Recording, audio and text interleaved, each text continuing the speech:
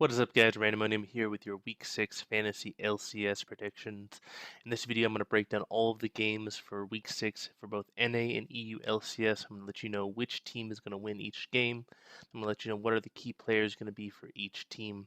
As you can see, I'm back from vacation. I've picked up a new headset and microphone. This is the Razer Kraken. And while I do enjoy the improved sound quality and microphone quality, it is literally as big as a Kraken. And since my head is already fantastically large, it just makes my head look even bigger. So while I don't have the most popular YouTube channel, I can definitely have the biggest head on YouTube, and that is a fantastic consolation prize. So let's put that head to good use and start breaking down some of these games. So the number one team in NA right now is Immortals. I don't think there's any doubt about that. And I think that after week 6, they are going to still be undefeated. They're going up against Renegades and Team Liquid. I don't give Renegades much of a shot, but I do think that Team Liquid can beat Immortals if Immortals makes mistakes. That said, Immortals is where they are right now because they don't underestimate any of their opponents. And I don't think they're going to underestimate Team Liquid, and they are going to get the victory and go 2-0 this week. The number 2 team in NA right now, I think, is CLG, and I know that some people are going to argue with me on that point because CLG just lost to TSM last week, but that's because CLG got away from what they were good at. They didn't play their style of game; they tried to play TSM style, and they wound up losing. So I think that CLG is going to get back to basics this week. They're going up against Team Impulse and Renegades. This is definitely an easy week for them, and they need to go 2-0 this week to kind of really cement that second place spot in NA. So I'm looking for them to go back to their lane swaps, their 4-1 comps, split pushing, and winning the one-on-one with Darshan, and then also winning the 4v4 with the rest of the team. In my opinion, the number 3 team in NA right now is Cloud9. I think they're looking fantastic with High as support. His shot calling is legendary. And this is going to be the most important week for Cloud9. They're going against TSM and NRG. And both those teams are really talented but have not performed up to their potential.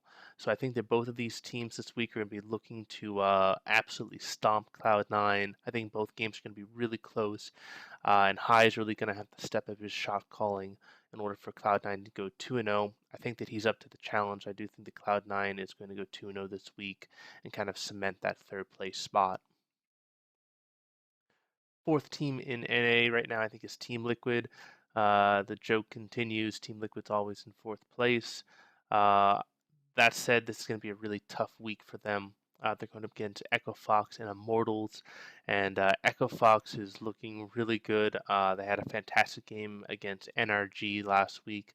They're back at full strength, and that really changes the dynamic in NA because now we've got 7 teams in NA competing for 6 playoff spots. So it's going to be really interesting to see how Echo Fox plays against Team Liquid in Week 6. That said, I think the Team Liquid, they have to beat Echo Fox if they're going to stay relevant in the playoff picture. And they need to go close with Immortals. I don't think that they're going to beat Immortals, but Team Liquid at least needs to have a good fight against Immortals to kind of maintain one of those top spots in NA and stay on playoff contention. They're going to need to really kind of revolve around Piglet. He really needs to carry the team. He did a fantastic job the last time Team Liquid played Immortals, and I'm looking for him to do even better this week. In the number 5 spot right now, I have Team Solo Mid. They've looked really kind of inconsistent. They've looked fantastic at times, and they've looked horrible at times. The Cloud9 game is going to be extremely important for them this week. If they can knock off Cloud9, then I think that will really kind of cement that TSM is back and that they're going to be one of those top teams again. And I think the real key for that Cloud9 matchup is going to be Svenskeren. He's been looking really good on carry junglers, really good on Graves and Kindred, and he's really going to need to match Rush because Rush is going to really impact the lanes. Cloud9 is using him a lot better now, and Svenskeren needs to have just as much of an impact as Rush does.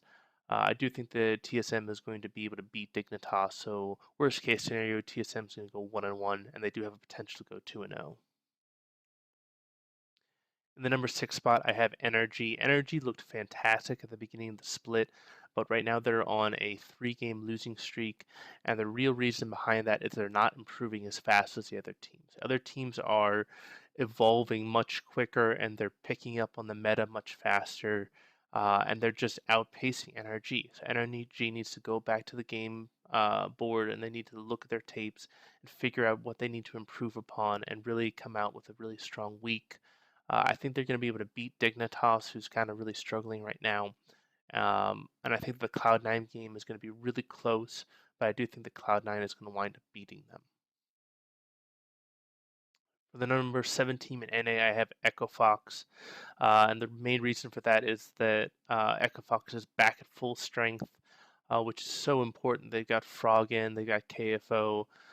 They look fantastic against NRG last week. They had a great week 5, and they could potentially go 2-0 this week if they play up to their potential. They're going up against Team Liquid, which is going to be a very difficult matchup. And then they're going up against Team Impulse, which is a game I definitely think they can win. Uh, but I think at worst case scenario they're going to go 1-1. They could possibly go 2-0 if they surprise Team Liquid. Next up is Team Impulse. They're definitely kind of the wild card of NA still. They've had some good games, they've had some bad games. But if they can get a win either against CLG or Echo Fox this week, that's going to really shake up NA because I don't think that anyone's expecting Impulse to beat CLG or Echo Fox.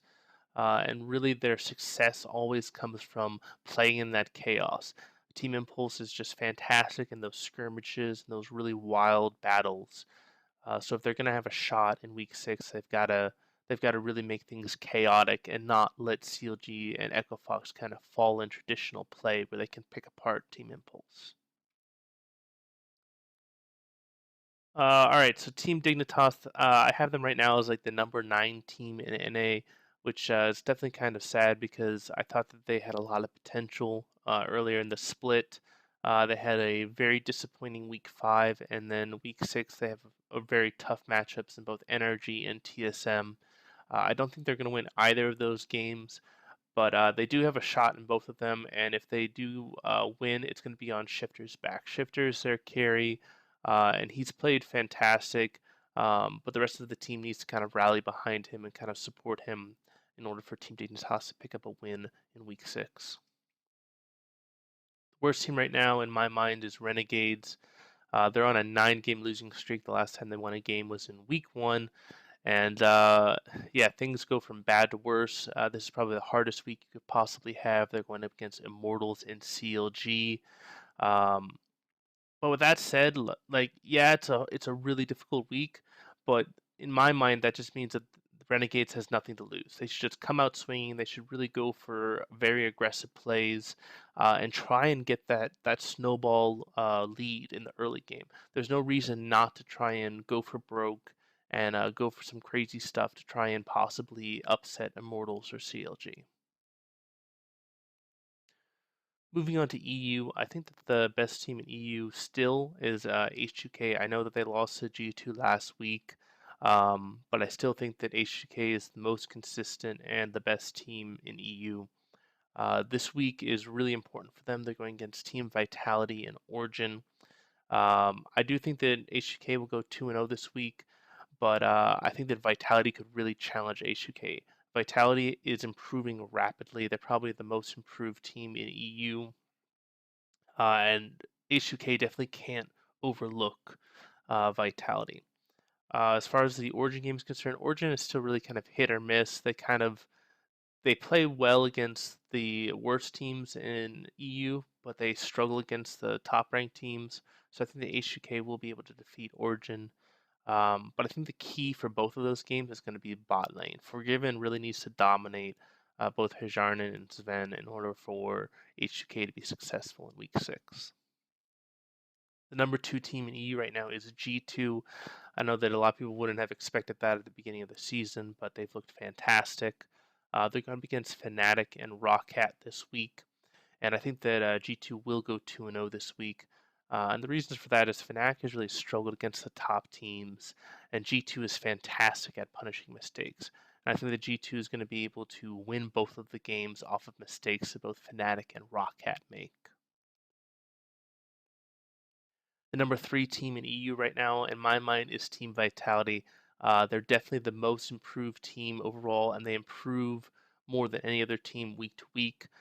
So they're definitely lining up to possibly take the number 2 or number 1 spot by the end of the split. They've got a really important week in week 6. They're going against H2K and Unicorns of Love.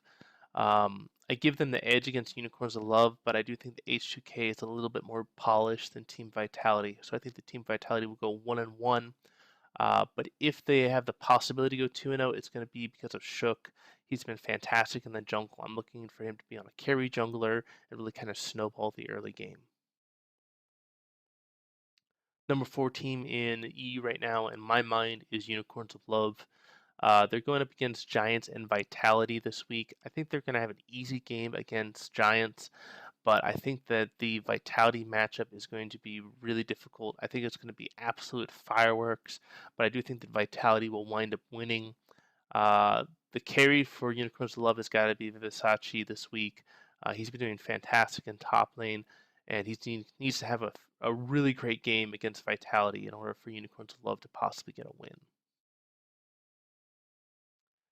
Right now, Fnatic, I feel like, is in the number 5 spot.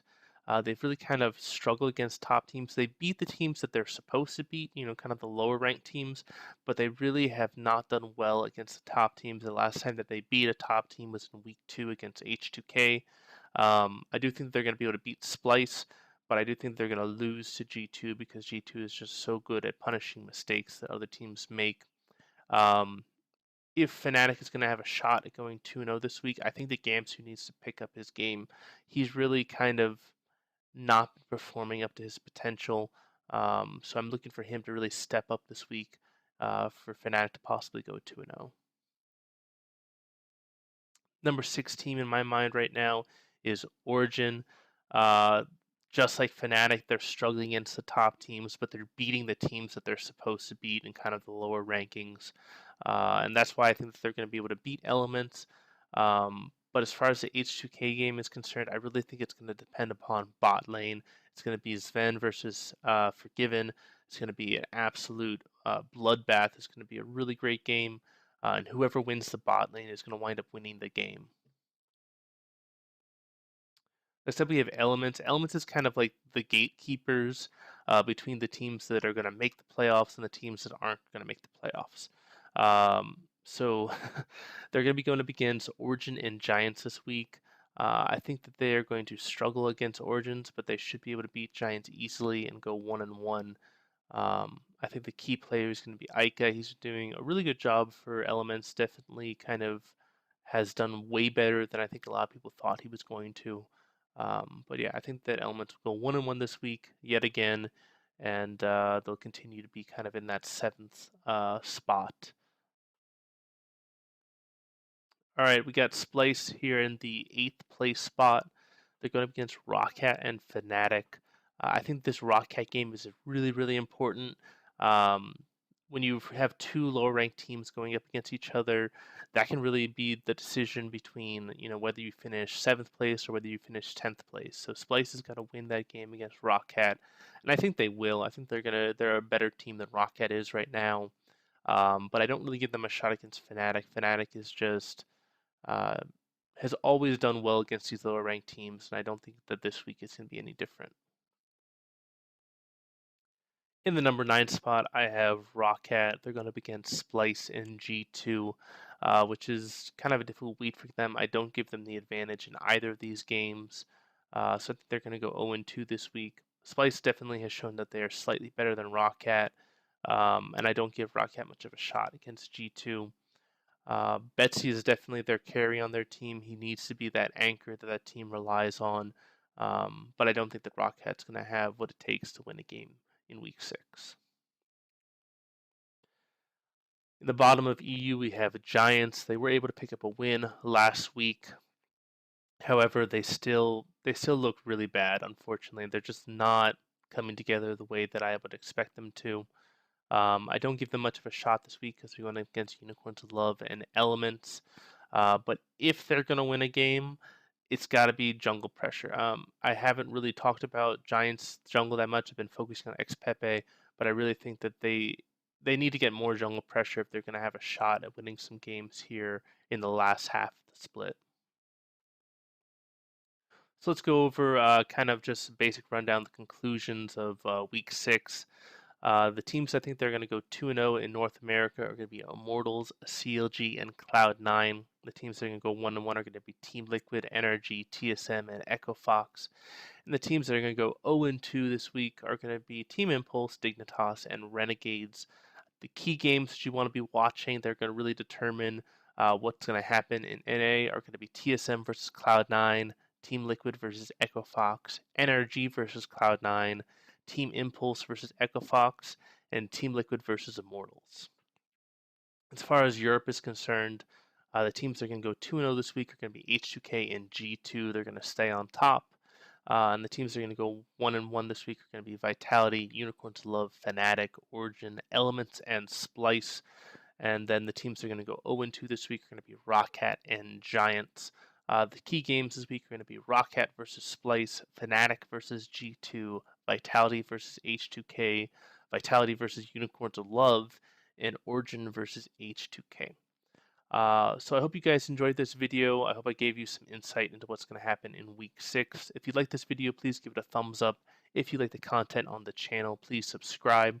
And if you agree with anything I said in this video or you disagree with anything I said in this video, please leave a comment. I love to have a discussion and get some different opinions on what's going to happen in the LCS.